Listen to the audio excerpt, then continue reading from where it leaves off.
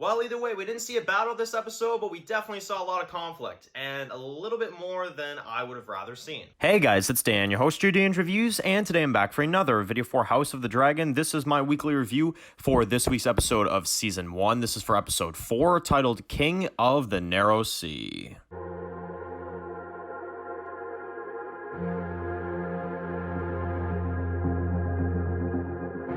Alright guys, this one's going to be doing another review for today. This one's going to be doing another review for House of the Dragon.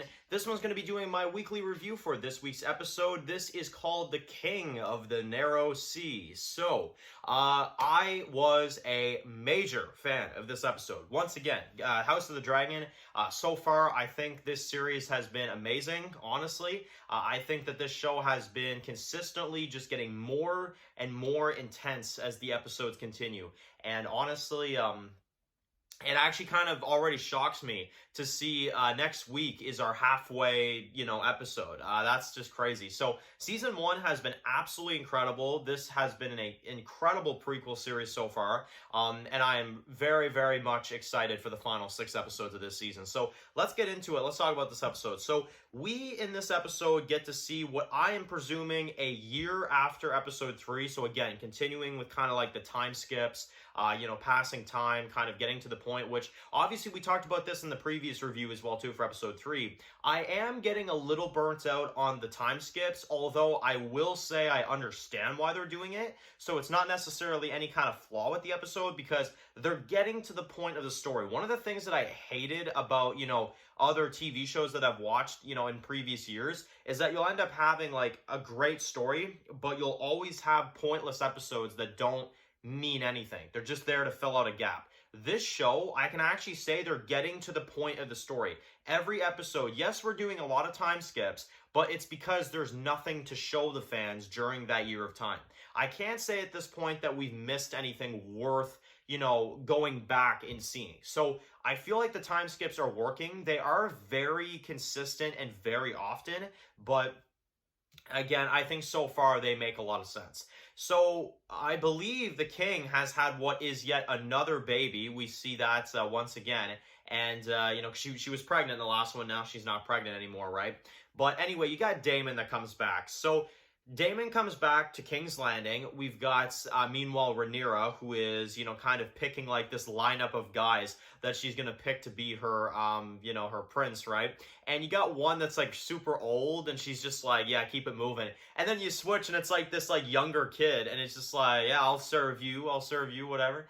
And, everybody starts making fun of this kid. And, at first it was kind of funny, but then this guy continues to make fun of this kid. And the kid pulls out a sword and straight up just kicks his ass. So that was really, really cool. I like that. The kid don't mess around. I hope to see more of him because he's pretty cool so far. But yeah, that was pretty cool at the beginning there, kind of a comedic scene. It's like, bro, like this kid doesn't mess around at all. He will knock you on your ass with his sword. So anyway, that was awesome. And you get to then see a lot of the drama, right? You've got, Otto, he is kind of trying to kind of get involved in all this. Obviously, in the end, he wants the Iron Throne. So we see Daemon in this one. And let's just talk about Daemon for a sec. He, in this one, decides that he is going to hook up with Rhaenyra, which was really screwed up. They basically go undercover in this, like, kind of part of the town. They end up hooking up, and then she kind of gets into it, and then he stops her, right? It's like he gets, like, another plan or something. But I'm just like, man, Game of Thrones did it, and now House of the Dragons are doing it, man. The scenes that just make you sit there, and it's like, oh my god, what am I watching?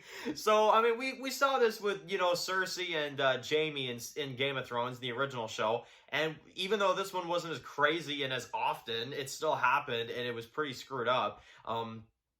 Incest on Game of Thrones, man. You gotta love it, man. It's just, it's always there, and it's frigged up. But I gotta tell you, man, Daemon is one hell of a character, because literally within the same episode, because obviously the word gets out that they got together, by Otto, who reports this to the king, and the king ends up getting rid of Otto by the end of it, which is really crazy.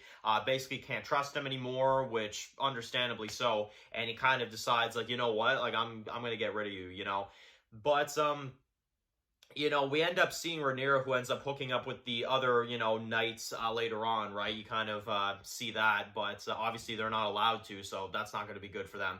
But either way, this episode really set up the drama, especially with Otto. He approaches the king. He's like, hey, look what your daughter did. And then the king's just like, okay, you're out. I'm sick of you. So, yeah, it's pretty crazy. And then by the end of the episode, you get to see Daemon get kicked out again. So Daemon's kicked out of King's Landing again. He's like a little child, man. It's like every 2 seconds. It's like, yep, you're out of here. So, yeah. Daemon continues to be by far the most interesting character in this show, and by far the most threatening as well too, right? So yeah, this was a great episode. I really enjoyed it, really thoroughly enjoyed the episode. The drama within King's Landing, and obviously Otto in this one, what he was trying to do, and everybody's just everything's going crazy, man. It's getting more heated as the episodes continue to go, and that's one thing I'm noticing a lot with this show. So either way, really enjoyed the episode. I'm gonna give it a 10. I had no issues with the episode. I mean, a lot of people would probably sit here and complain like, oh, we didn't see any battles, or we didn't see any whatever. Guys, we can't have battles every week. I know I've seen some people say that, like, we need to see a battle. This episode didn't have a battle, so I didn't like it. Like, no, honestly, the story was fine. It was very well done. It's setting up the stage for what is going to come next. The drama is getting more heated than ever before. And Daemon's just awesome. I mean, he's literally such an interesting character. Every time he's on screen, you can't help but be like, okay, shut up. Everybody shut up. Daemon's on screen. What the hell is he going to do next? So, yeah, really cool character so far, and I'm thoroughly enjoying this show, guys. Episode 4, another success. So, anyway, if you're new to the channel, make sure to click the subscribe button so you don't miss any weekly reviews for House of the Dragon. Make sure to also follow me on Dan's The Walking Dead reviews on Instagram, guys. And, of course, I'll see you guys really soon for more House of the Dragon reviews. Enjoy the rest of your day, guys, and peace out.